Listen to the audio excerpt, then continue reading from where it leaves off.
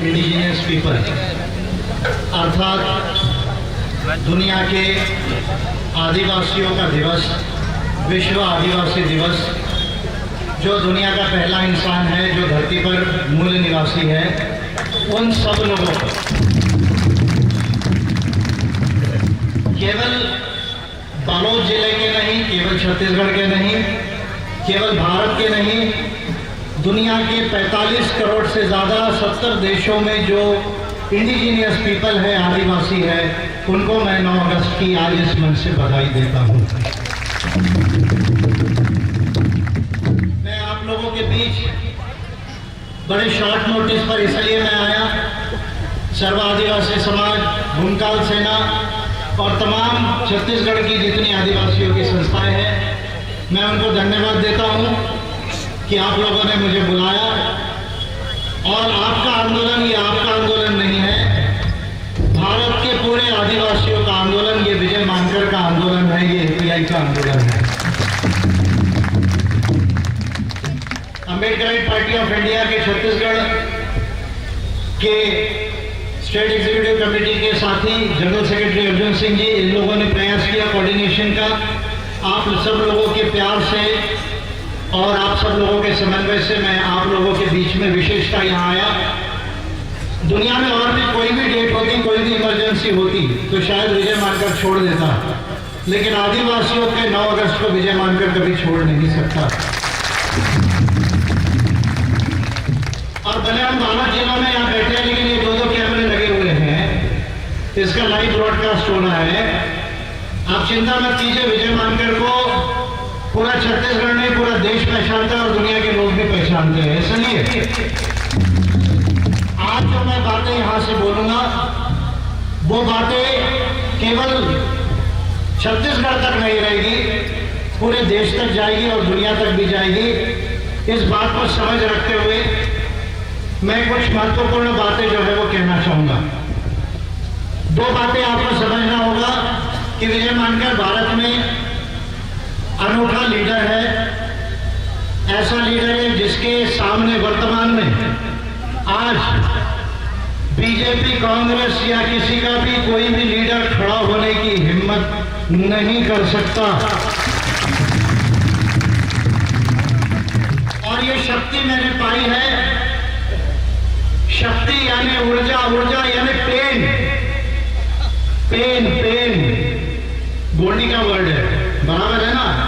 बराबर बोल रहा हूँ कि नहीं बोल रहा हूँ? द्रविडियन वर्ड है पेन। पेन यानी एनर्जी, बड़ा पेन, परसा पेन, ये कॉस्मोस है, प्रकृति है। यहाँ कोई ईश्वर नहीं, आत्मा नहीं, महामानव नहीं है। यहाँ सिर्फ जो है कॉस्मोस के लॉज है, प्रकृति है। इस एनर्जी को जो समझ गया, उसकी एनर्जी जो है वो मल्टीप्लाई हो जाती है। ये आदिवासियों से मैंने सीखा। और 30 साल हो गए, वो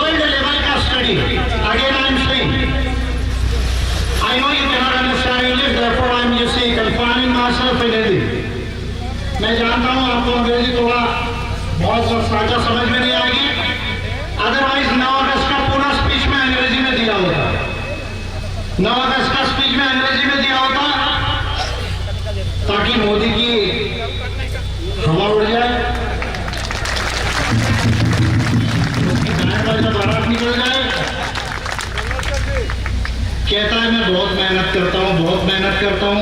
कितने बजे उठता हूँ? 4 बजे उठता हूँ सुबह।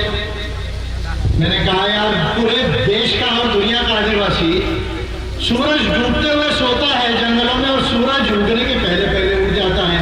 तो 4 बजे उठ के कौन सा नया काम कर रहा है?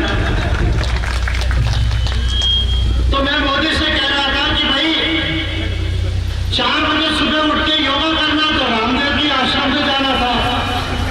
तुम मुझे ये बता, पढ़ाई कब करता है?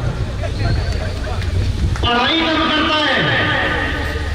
और मेरा ये मानना है कि जो ज्ञान विज्ञान में दक्ष नहीं, जिसको मानवता का इल्म नहीं, वो देश का प्रधानमंत्री तो छोड़ो, मुख्यमंत्री बनने के भी लायक नहीं। तो भारत के आदिवासियों का इश्यू, भारत के 10 करोड़ से ज्यादा आदिवासियों का इश्यू, जो लगभग 8.25% से ज्यादा भारत में अभी आदिवासियों की आबादी हो गई है।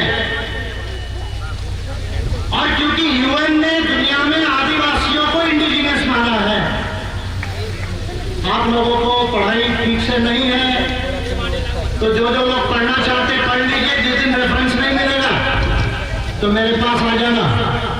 आज भारत की पहले 3 लाइब्रेरी में सबसे अच्छी लाइब्रेरी वर्ल्ड लेवल की, ये किसी एरियल एंटीना की नहीं है, वो विजय मानकर की है।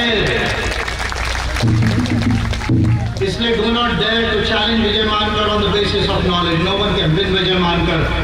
Leave apart in India, but in the world as far as the knowledge and science and humanism is concerned. Bharat के आदिवासियों का सवाल ये जटिल है, ये सरल नहीं है। जब मैं आंबेडकर पार्टी ऑफ इंडिया को बनाया और उसके पहले आदिवासियों ने मुझे सबसे ज्यादा प्यार दिया देश में, दुनिया में। और भारत के और दुनिया के बहुत लोग भूल गए, लेकिन मैं नहीं भूला। किस चीज को नहीं भूला? कि आज आप कौन से कैटेगरी में हो, किस धर्म को मानते हो, क्या टाइटल आपने लगाया है, ये आपका टाइटल हो सकता है। लेकिन धरती पर सबसे पहले सभी इंसान आदिवासी ही थे, आदिवासी ही थे। हर इंसान धरती पर आदिवासी था। 70,000 साल पहले जब इंसान को अकल डेवलप हुई, जिसको cognitive revolution of the world कहा जाता है, जब डीएनए में चेंजेस आए और ब्रेन में थिंकिंग आया, निएंडरथाल्स के बाद होमो सेपियन की जब उत्पत्ति हुई, तो सबसे पहले मोहनजोदाड़ो की सभ्यता नहीं बनी, सबसे पहले ऋग्वेद की सभ्यता नहीं बनी। सबसे पहली सभ्यताएं बनी है केव्स और फॉरेस्ट में, गुफाओं में और जंगलों में सबसे पहली सभ्यता बनी। और वो सभ्यता को, प्रकृति को समझकर, मानवता को समझकर, स्त्री पुरुष की समानता को समझकर बनाने वाला पहला इंसान ये आदिवासी है धरती के ऊपर। इसलिए मैं अपने आप को इंसान मानता हूं और मैं ये जानता हूं कि हम सब आदिवासी थे। और आदिवासी ये प्रकृति और मानवता को मानता है। यही कोया पुनेम दर्शन है, यही कोया पुनेम दर्शन है, यही मोद विरची है। क्या मोद विरची है? मोद विरची, मोद यानी ज्ञान, प्रकृति का, सृष्टि का ज्ञान, मानवता का ज्ञान। विरची यानी प्रकाश। जो इसको समझ गया वो विद्वान हो गया, वो एनलाइटेंड हो गया, वो बुद्धिवादी हो गया। ये मोद विरची है। ऐसी मोद विरची सभ्यता और संस्कृति बनाने वाले पहले भागवत जी, आपके तथाकथित ऋग्वेदिक आर्यन ब्राह्मण, जिन्होंने स्वयं को स्वयं घोषित ब्राह्मण आर्य कहा, वो लोग नहीं है। आप हमको हिस्ट्री कल्चर बताने का प्रयास मत करो। मैं जानता हूं कि आप अपनी हिस्ट्री कल्चर को, आप कह रहे 40,000 साल, अरे 40,000 तो आपके मुंह में नहीं आया, आरएसएस के 100 साल हो गए। 40,000 साल तो जब मैंने कहा कि भारत की सभ्यता ये ऋग्वेद से शुरू नहीं होती, ये मोहनजोदाड़ो हड़प्पा से, सिंधु सभ्यता से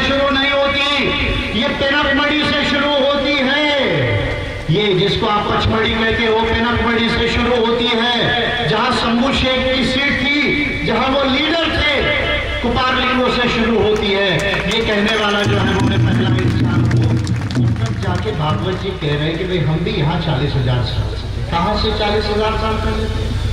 कहते हैं डीएनए के बेस पे। कौन सा डीएनए का रिसर्च लाया? मैं बता देता हूँ आपको डीएनए रिसर्च। आपने तो पढ़ा नहीं होगा, क्योंकि काली टोपी वालों को पढ़ाई लिखाई से तो कुछ लेन देन है ही नहीं है। काली टोपी वालों को पढ़ाई लिखाई से कोई लेन देन है नहीं। मैं स्वयं घोषित तथाकथित आर्य ब्राह्मणों को भारत का नहीं दुनिया का सबसे बड़ा बुद्धू समझता हूं। क्यों बुद्धू समझता हूं? क्योंकि आप प्रकृति को नहीं मानते, आप मानवता को नहीं मानते, आप वर्ण और जाति को मानते। आप कहते हैं कि हम यहीं के थे, आप यहां से नहीं थे, आप आए यूरेशियन स्टेप से, ब्लैक सी कैस्पियन सी के बीच में। और सुन लीजिए भागवत जी, अभी मैं आपको एंथ्रोपोलॉजी और आर्कियोलॉजी और पैलियोजेनेटिक्स की स्टडीज बता रहा हूं और जेनेटिक स्टडीज बता रहा हूं। आपके आने के पहले का आपका नाम था यमनाया पास्टोरलिस, उसके बाद आपका कल्चर था सिंथस्ता कल्चर, उसके बाद का कल्चर था अंडरनोवा कल्चर, उसके बाद आप ब्लैक सी कैस्पियन सी से होते होते आप साउथ उज्बेकिस्तान नॉर्दर्न ईरान में आए, वहां से एक ब्रांच गई नॉर्दर्न सीरिया सदर्न टर्की में मिटाने किंगडम बनाने, दूसरी ब्रांच आई भारत के अंदर north east Afghanistan north east Pakistan होते हुए नॉर्थ वेस्टर्न इंडिया में आई। जब भारत में आदिवासियों की सभ्यता और उसके बाद जो है वो सिंधु सभ्यता यहाँ पर थी, और आपका ऋग्वेद संस्कृत जो है वो खुद उधारी की भाषा है, क्योंकि उसमें संस्कृत इसलिए उधारी की भाषा है क्योंकि उसमें 300 के ऊपर गोंडी और द्रविडियन वर्ड्स है और मुंडारी के वर्ड्स है। ये दो भाषाएं भारत में, द्रविडियन भाषाएं 6000 साल पहले से थी, जो प्रोटो-ऑस्ट्रोलिक जो लैंग्वेजेस है जिनको मुंडा फैमिली ऑफ लैंग्वेजेस कहा जाता है, वो 1700 साल पहले से भारत में थी। और द्रविडियन भाषाओं के पहले यहाँ पर आदिवासियों की भाषाएं थी, जिसको हम प्रोटो द्रविडियन लैंग्वेजेस भी कहते हैं। उनको उधार लेके आपने संस्कृत में ऋग्वेद लिखा और फिर कहते हो कि ये देश भारत है। कहाँ का भारत है? कौन सा भारत है? कहाँ का भारत आया? वो आर्यों के 4 लोग जो समूह बना के भारत के नाम से, समूहों के नाम पर आपने भारत की सभ्यता को कुचला वर्ण व्यवस्था बनाई और कह दिया कि भारत है, संविधान में है, ठीक है हम रिस्पेक्ट करते हैं, पर संविधान परिपूर्ण नहीं है, ये कहने वाला विजय मानकर चैलेंज के साथ विद आर्टिकल एंड सेक्शन आपको बोल सकता है। संविधान में है, ठीक है, क्यों है उसका कारण वो है क्योंकि संविधान बनाने वालों को भारत के ट्राइबल कल्चर की समझ नहीं थी। ये बात मैं आज क्लियर बोल रहा हूं। ये भारत बाद में हुआ, भारत बाद में हुआ। भारत के पहले तमिल रट्ट था, तमिल रट्ट यानी तमिल देश, तमिलों का देश, और उसके पहले भारत गोंडवाना था। आप गोंडवाना पार्टी, अच्छी बात है, मैं भारत को नया नाम दे रहा हूं जो उसका ओरिजिनल नेम था। और बुरा मत मानना, यदि मेरी सरकार बन गई तो मैं भारत के आर्टिकल 1 को अमेंड करने वाला हूं और उसमें लिखने वाला हूं India that is Gondwana, India that is Gondwana, India that is Gondwana. क्या आपके अंदर थे? आप लोग संविधान सभा में बैठे थे? एडवर्ड स्विस ने 1871 में एडवर्ड स्विस ने कहा कि भाई भारत जो है गोंडवाना है। उसके बाद मिडिल कोर्ट ने 1872 में कहा भारत गोंडवाना है। भारत के अंदर में हिस्ट्री और कल्चर की समझ ना होने की वजह से भारत के अंदर में बहुत सारी चीजें सेटल नहीं हुई है। इस बात को आप अच्छे से समझिए कि मानव अधिकार नहीं होते तो आज दुनिया में आदिवासी की बात करने वाला कोई नहीं होता। ये बात अच्छे से समझिए आप। अगर ह्यूमन राइट्स नहीं होते, मैं कॉन्स्टिट्यूशन की बात नहीं कर रहा हूं, मैं ह्यूमन राइट्स की बात कर रहा हूं। और विजय मानकर 30 साल दुनिया भर का पढ़ने के बाद ये बात कर रहा है, आपको बुक्स खोल खोल के दिखा सकता है। सबसे पहला संविधान जिसने ओरिजिनल राइट्स को सेटल किया, 1763 में वो कनाडा का संविधान, कनाडा 1840 में न्यूजीलैंड में ट्रीटी ऑफ वाइटांगी, न्यूजीलैंड के माओरी ने ये कहा, जब अंग्रेज साम्राज्य गया उन्होंने कहा नहीं नहीं ये तो कौन है, जैसे यहाँ पर ये कहते थे ना ये तो हरिजन है गिरिजन है, इनको क्या समझता है, भारत में भी कहते थे ना, वैसे अंग्रेज लोग के वहां पर भी लोग कहते थे ये तो हरिजन है गिरिजन, जैसे यहाँ कहते वो कहते थे आदिवासी को क्या समझना। जब ऑस्ट्रेलिया में अंग्रेज गए, कनाडा में गए, जब न्यूजीलैंड में गए, तब उनको ये बात पता चली कि ये नासमझ नहीं है, दुनिया का पहला समझदार इंसान ये आदिवासी है, जो ऑस्ट्रेलिया में हुआ, जो प्यूर्टोरिको में हुआ, जो न्यूजीलैंड में हुआ, और जो भारत के अंदर में कितने साइट्स में बताओ आपको, भीमबेटका देख लो, आजमगढ़ देख लो, बगोर देख लो, बिहार में कैसारा देख लो, राजस्थान में डिडवाना देख लो, महाराष्ट्र में निवासा देख लो, कर्नाटक में हुसंगी देख लो, आंध्र प्रदेश के अंदर में जाकर जो है कुर्नूल के देख लो, तमिलनाडु में जाकर तिरापत्तम देख लो, सब जगह आपको हजारों साल पहले केवल एक सभ्यता मिलेगी, वो सभ्यता आदिवासियों की सभ्यता है। तो कनाडा के संविधान में पहले इंडिजिनियस राइट्स को सेटल किया, एबोरिजिनल ट्राइब माना, न्यूजीलैंड के संविधान में 1840 के बाद किया, हमारे पास के देश पास का स्टेट झारखंड, वहां कोलान आदिवासियों ने, कोलान चीफ्स ने संघर्ष किया और 1831 में विल्किंसन रूल्स भारत में बने। अगर भारत में अंग्रेज नहीं होते तो आदिवासियों के मिनिमम राइट्स एस्टैब्लिश नहीं होते थे। 1874 में जिसको हम शेड्यूल्ड एरिया कहते हैं, वो शेड्यूल्ड एरिया डिस्ट्रिक्ट एक्ट संविधान में नहीं, संविधान के बहुत पहले 1874 में बना। भारत के अंदर वुड्स डिस्पैच 1854, उसके बाद एजुकेशन का कमीशन 1882, उसके बाद में साइमन कमीशन, स्टार्ट कमेटी, और बिहार का agricultural react land restoration act 1947 तक आपको भारत के आदिवासियों के लिए कई जगह एबोरिजिनल यानी इंडिजिनियस वर्ड आपको मिलेगा। लेकिन भारत के संविधान के हिसाब से हम एबोरिजिनल नहीं है, इंडिजिनियस नहीं है, इस प्रॉब्लम को समझना होगा। और उन फोटो में आगे एक ही व्यक्ति का फोटो आज मुझे क्लियर दिख रहा है, और वो फोटो है जयपाल सिंह मुंडा का। एक फोटो क्लियर दिख रहा है जयपाल सिंह मुंडा का। कौन थे जयपाल सिंह मुंडा? आज हॉकी में हमने हास्य नजर लाया, दुनिया के हॉकी का पहला गोल्ड मेडल जीतने वाली जो टीम थी उसके कैप्टन जयपाल सिंह मुंडा थे। और जयपाल सिंह मुंडा ऑक्सफोर्ड में इकोनॉमिक्स पढ़ रहे थे, कोई फॉरेन में पढ़ने वाला एक ही इंसान नहीं था भारत का। जयपाल सिंह मुंडा ऑक्सफोर्ड में इकोनॉमिक्स पढ़ रहे थे।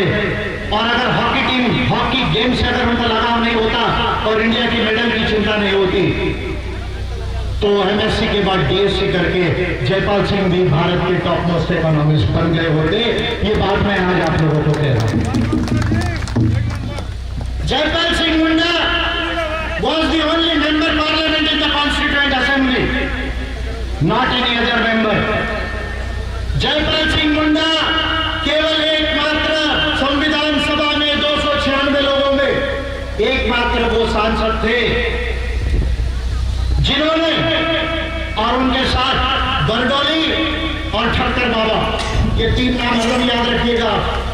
बरडोली जिनके अंदर नॉर्थ ईस्ट के ट्राइबल की राइट्स की कमेटी बनी, ठक्कर बाबा रेस्ट ऑफ द इंडिया की आदिवासियों की कमेटी बनी, जयपाल सिंह उस कमेटी के मेंबर थे। जयपाल सिंह ये एकमात्र लीडर थे जिन्होंने कहा कि भारत के संविधान में आदिवासियों को एबोरिजिनल ट्राइब लिखा जाना चाहिए, एबोरिजिनल ट्राइब लिखा जाना चाहिए। उस समय में जिनके हाथ में संविधान लिखने की कलम थी, जिन लोगों के हाथ में संविधान लिखने की कलम थी, उन्होंने देश के आदिवासियों के साथ न्याय नहीं किया। आज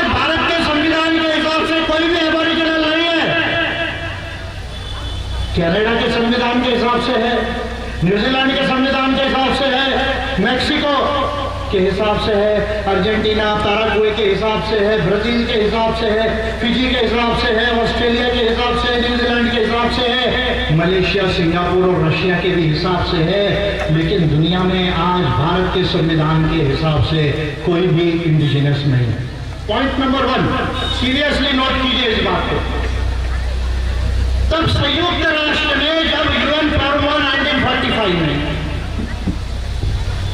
और UN declaration of rights of indigenous people 1948 10 दिसंबर को, उसके बाद international bill of human rights 1966 को, उसके पहले 1959 में पहला ट्राइबल का कन्वेंशन आईएलओ कन्वेंशन 107 डिक्लेयर किया। उसके बाद 1989 में फिर 169 का आईएलओ कन्वेंशन डिक्लेयर हुआ कि भाई ये मूल निवासी है, ये कौन है, इनके अधिकार क्या है। इसका पहला कॉन्क्रीट कन्वेंशन यानी ट्रीटी यूएन में 1959 में, दूसरी ट्रीटी 1989 में, फिर 94 में दिसंबर में अंतर्राष्ट्रीय आदिवासी दिवस को घोषित किया।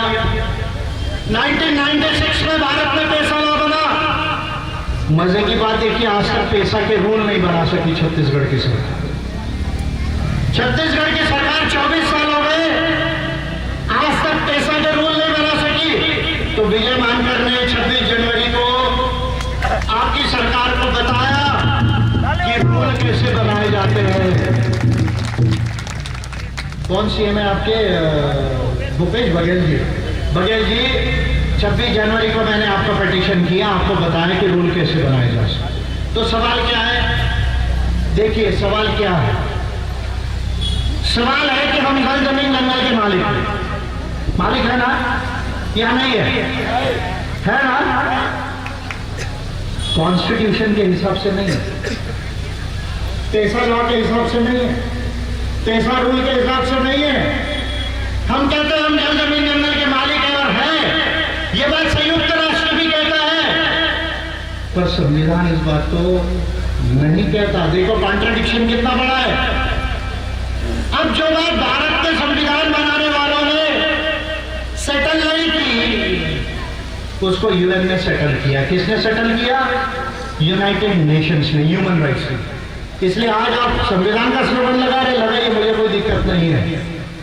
पर यदि आप मानवाधिकारों का स्लोगन नहीं लगाते हैं तो आदिवासियों की लड़ाई कभी भी पूरी नहीं होगी।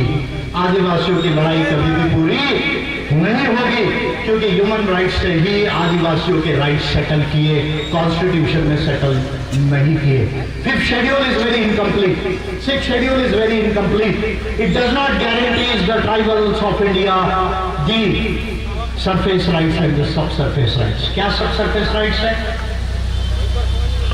सबसे बड़ी बात है, दो बातें हैं। एक कल्चर की बात मैं बता दूंगा, अभी मैं संपत्ति की आपको बात बता दूं। भारत के आदिवासी जहां रहते हैं वहां 70% भारत की खनिज संपदा है। खनिज संपदा 70% है भारत के अंदर। जहां कौन रहता है? कौन रहता है? जम से बोलो, कौन रहता है? आदिवासी। और ये संपत्ति ले जा रहा है टाटा, बिरला, अंबानी, अडानी, अग्रवाल, सारी माइनिंग कंपनीज। क्यों? क्या प्रोटेक्शन है आपको? There is no protection. Seriously pay attention to these things, because I am not a fool to raise the slogans. I am the most intellectual leader of India. दिन रात 16 घंटे पढ़ने के बाद 30 साल मैं इस मकाम पे आया हूँ, इसलिए आज कोई मुझे चैलेंज नहीं कर सकता। इसलिए आपको ये बात मैं गंभीरता से बता रहा हूं। अब सवाल ये है कि ये 14,000 लाख करोड़ की जो संपत्ति है, उसमें की 10,000 लाख करोड़ की संपत्ति है आदिवासियों की जमीन के नीचे है।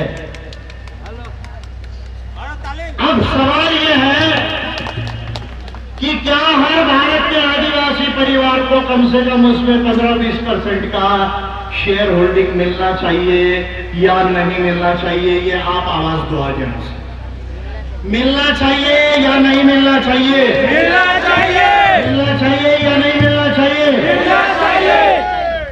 ये नरेंद्र मोदी नकटा, नाक कटा के बैठा है। क्यों बोल रहा हूं नकटा? हर दिन चाय वाला कुछ भी हो जाए तो ट्वीट करता है। आज 9 अगस्त को प्राइम मिनिस्टर ऑफ इंडिया का Twitter, prime minister of India का ट्विटर उठा के देख लीजिए, अभी तक प्राइम मिनिस्टर ऑफ इंडिया ने, नरेंद्र मोदी ने 9 अगस्त की बधाई आदिवासियों को नहीं दी है। ये क्या संकेत देता है? ये क्या संकेत देता है कि prime minister of India, BJP की सरकार, ये भारत के आदिवासियों को ये 10,000 करोड़ के अंदर 300 लाख करोड़ की संपत्ति की भागीदारी नहीं देना चाहती। ये पहली बात जो है आपको समझने की जरूरत है। और इसलिए मैं नरेंद्र मोदी को कहा कि ये बगैर नाक का है। अगर नाक होती तो कम से कम औपचारिकता के लिए आज 9 अगस्त को बधाई देते थे। पहली बार तो मैं भारत का पहला लीडर हूं आज तक जिसने भारत के संविधान में इन बातों को लाने के लिए अपने हाथ से जो कोई नहीं कर सका वो 2 बिल भारत की संसद को दिया। मैं संसद में नहीं गया, but I am the first leader of India in the whole Indian history, I am telling you, जिसने अपने हाथ से 2 बिल बनाकर 1918 में संसद को दिया कि भाई भारत के संविधान में ये अमेंड करना पड़ेगा, पेशाला में ये अमेंड करना पड़ेगा, फॉरेस्ट राइट्स में ये अमेंड करना पड़ेगा, लैंड एक्विजिशन एक्ट 2013 में ये अमेंड करना पड़ेगा। और ये करके अगर आप अमेंडमेंट कर दो तो जल जमीन जंगल का मालिक आदिवासी बन जाता है। पर बगैर अमेंडमेंट के नहीं होगा। आप कितना भी संविधान का स्लोगन लगा लो, मुझे कोई दिक्कत नहीं है।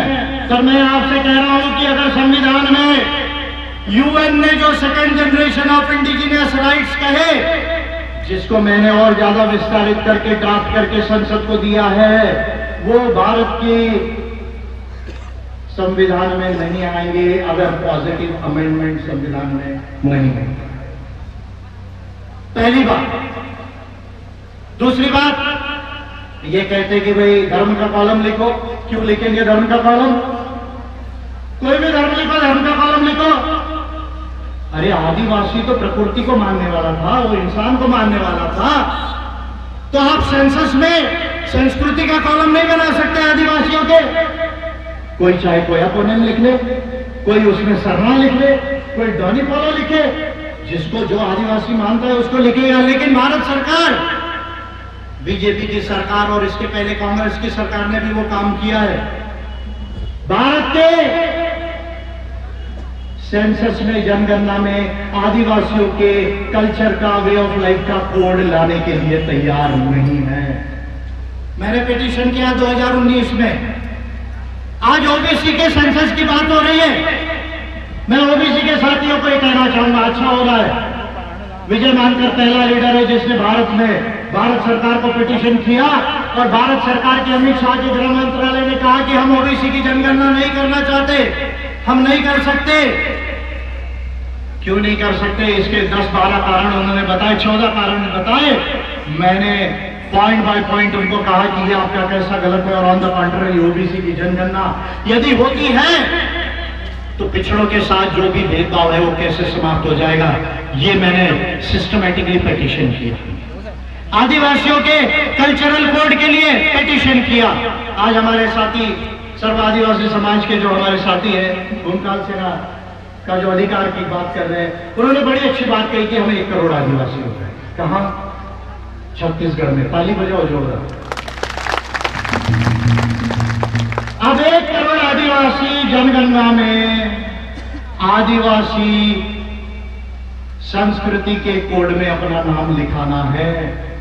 आदिवासी संस्कृति के कोड में अपना नाम लिखाना है। हम प्रकृति को मानने वाले थे, मानवता को मानने वाले थे, यही हमारा पुण्य है। यही हमारा त्रिमंद सुलसरी है, यही शंभु माधव शंभु शेख थे, यही गोपाल लिंगों की शिक्षा थी। अब हमको संस्कृति के कोड में अपना नाम लिखवाना है और 1 करोड़ आदिवासी यदि छत्तीसगढ़ से अगर सेंसस में रिफ्लेक्ट हो जाते हैं तो मोदी सरकार छोड़ो यूएन भी जो है इसको अनदेखा नहीं कर सकेगी इस वक्त। तो भागवत जी कहते हैं कि भाई हम भी यहीं के थे। अरे डीएनए एक नहीं 3-3 स्टडी बोल रही है, 3-3 स्टडी बोल रही है कि आप यहाँ के नहीं थे। वो कहते हम यहीं के थे। अब मैं बता देता हूँ कहां का रिसर्च है। पहला रिसर्च है 2001 university of Utah, United States of America, by बैंशैट। 2001 बैंशैट का रिसर्च है। दूसरा रिसर्च हुआ 2017 में Maria Silva, Martin Richards, Huddersfield university UK. 2001 के इसमें आंध्रा विशाखापट्टनम यूनिवर्सिटी थी भारत की। तीसरा रिसर्च हुआ जो रिसर्च जो है वाघेश नरसिम्हन, भारतीय है जो हार्वर्ड मेडिकल स्कूल में है, उन्होंने रिसर्च किया। 92 साइंटिस्ट थे वर्ल्ड के, 60 संस्थाएं थी जिसमें यूरोप, अमेरिका के साथ Russia, central Asia, Pakistan, China, India की संस्थाएं थी। इंडिया से centre for molecular biology Hyderabad CCMB उसमें थी, कैप्टन कॉलेज की टीम थी और बिरबल साहनी इंस्टीट्यूट लखनऊ की जो है वो टीम थी पेलियो साइंसेस की। उसके तीनों रिसर्च में ये प्रूव हो गया कि यहाँ के आदिवासियों के डीएनए से, यहाँ के ओबीसी के डीएनए से, यहाँ के शेड्यूल्ड कास्ट के डीएनए से, यहाँ के बाकी कम्युनिटी के डीएनए से स्वयं घोषित तथाकथित ब्राह्मण छुट्टी वाले एरियल और एंटीना का डीएनए नहीं मिलता। नहीं मिलता। 3 रेफरेंस दे रहा हूं, उताहा यूनिवर्सिटी, ह्यूडर्सफील्ड यूनिवर्सिटी और साथ में अभी हार्वर्ड मेडिकल स्कूल का। भागवत जी किसको बेवकूफ बना रहे हो? अरे गली गली में शोर है, भागवत सबसे बड़ा झूठा है। गली गली में शोर है, पूरे देश में शोर है, भागवत क्या है? झूठा है, सबसे बड़े झूठा है। एक झूठा है और एक बगैर नाक का है। ये दोनों को इंडिया में विजय मानकर सबक सिखाएगा। ये दोनों को भारत में विजय मानकर सबक सिखाएगा। और ये छत्तीसगढ़ में आज हम 9 अगस्त का आयोजन कर रहे। लेकिन देश के आदिवासियों को एक अखिल भारतीय स्तर की पॉलिटिकल पार्टी की जरूरत है। अखिल भारतीय स्तर की पॉलिटिकल पार्टी की जरूरत है जो संसद में जाकर ये संविधान में और बाकी कानून में अमेंडमेंट कर सके, जो विधानसभा में जाकर आपका लैंड रेवेन्यू कोड 1959, आपका पंचायत राज अधिनियम 1993 और डीएमएफ रूल्स 2015 को अमेंड कर सके। अगर भूपेश बघेल जी आपको नहीं समझता है तो मैंने ये पिटीशन में 26 जनवरी के कहा है कि बगैर संविधान को अमेंड किए भी केवल डीएमएफ के रूल्स को अमेंड करके, mines and mineral development regulation act 1957 को अमेंड करके भी छत्तीसगढ़ के आदिवासियों को मिनरल्स का शेयर होल्डिंग राइट दिया जा सकता है। मैंने बताया कैसा हो सकता है। And those who used to raise so many slogans about the Constitution, bloody fools, you don't know the parts and articles of the Constitution of India. Leave apart the CADs in the Government of India Act 1935 and all other preceding you see acts and world constitutions and the human rights. 5वीं अनुसूची के पाठ bill के धारा 5, 2, 3, 4, 5 को यदि governor amend कर दे, उसके पावर को यूज करके डीएमएफ रूल्स को 2015 के यदि अमेंड कर दे, mines and mineral development regulation act 1957 को यदि अमेंड कर दे, तो आज भी छत्तीसगढ़ में जितनी खनिज संपदा है उसका 30 से 25% शेयर होल्डर ये छत्तीसगढ़ का आदिवासी बन सकता है। ये बन सकता है और ये मैंने इस पिटीशन में कॉन्स्टिट्यूशन का आर्टिकल कोट करके यहाँ की सरकार को बताया है। और भूपेश बघेल जी, मैं आपसे कह रहा हूं आपकी सरकार में भी कुछ बहुत अच्छे काम नहीं हो रहे। अभी उस दिन सुकमा बीजापुर में मार दिया गोली, क्या गांव का नाम था वो? सिलखेर। फिर आप वहां पर देवास जिले में आदिवासी के पूरे परिवार को गाड़ दिया मारकर। दिल्ली में एक शेड्यूल्ड कास्ट की लड़की थी 9 साल की, उसके साथ कौन पंडित पुरोहित, कहाँ के बेवकूफ अज्ञानी पोंगा पंडित पता नहीं है, इन्होंने जो है वो रेप किया दिल्ली के अंदर में। ये काम बंद होना चाहिए छत्तीसगढ़ में। कम से कम मैं भूपेश बघेल जी को कह रहा हूं, कानून व्यवस्था एक अलग विषय है, लेकिन आदिवासियों को गोली यदि अगर आप मानोगे तो याद रखना भूपेश बघेल जी, ये वही एपीआई है और वही विजय मानकर है जिसने छत्तीसगढ़ घूम घूम के बीजेपी को छत्तीसगढ़ के एक एमएलए सीट से हराया है। इस बात को आपको ढूंढना और रिकॉर्ड उठाकर देख लो, सारी आदिवासी सीटों में बीजेपी हार गई है एमएलए का इलेक्शन। यही वो एपीआई जिसने झारखंड में बीजेपी को हराया, उसने बहुत बड़ा रोल प्ले किया। भूपेश बघेल जी, अगर आपके अंदर समझ है तो आदिवासियों पर यह अन्याय अत्याचार हो रहा है उसको तुरंत बंद करो। कोई कह रहा सीओ पैसा रिलीज नहीं कर रहा है, डालो उसके ऊपर में एट्रोसिटी का केस। अगर सीओ करप्शन कर रहा है तो एट्रोसिटीज एक्ट के अंदर में और बाकी ग्राम सभा करो, ऑडिट करो और डालो कि सीओ जो है वो रिलीज नहीं कर रहा है। हम किसी के खिलाफ नहीं, हम किसी का करियर जो है वो समाप्त नहीं करना चाहते, लेकिन आदिवासियों के साथ, ओबीसी के साथ, शेड्यूल्ड कास्ट के साथ, माइनॉरिटीज के साथ, महिलाओं के साथ, किसानों के साथ, श्रमिकों के साथ और युवाओं के साथ कोई भी सरकार यदि गलत करेगी तो विजय मानकर और एपीआई उस सरकार को उखाड़ कर फेंक देंगे। तो ये काम करने के लिए हमको संसद जाना पड़ेगा और 2024 में मैं संसद जा रहा हूं। 2024 में मैं संसद जा रहा हूं।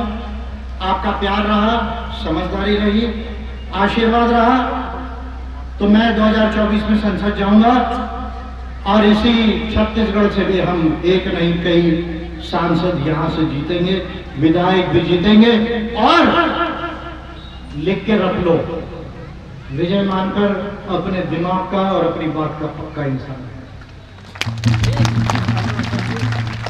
मेरी लड़ाई बंदूक से नहीं होगी, मेरी लड़ाई होगी बुद्धि से, ज्ञान से, कलम से और वोट से। मेरी लड़ाई होगी ज्ञान विज्ञान से, कलम से और वोट से। और ये बात लिख के रख लो, 2024 में मैं संसद जा रहा हूं आपके प्यार, आशीर्वाद और समझदारी से। और यदि मैं संसद चले गया तो इनकी सबकी बैंड बाजा बारात निकालूंगा। क्या निकालूंगा? बैंड बाजा।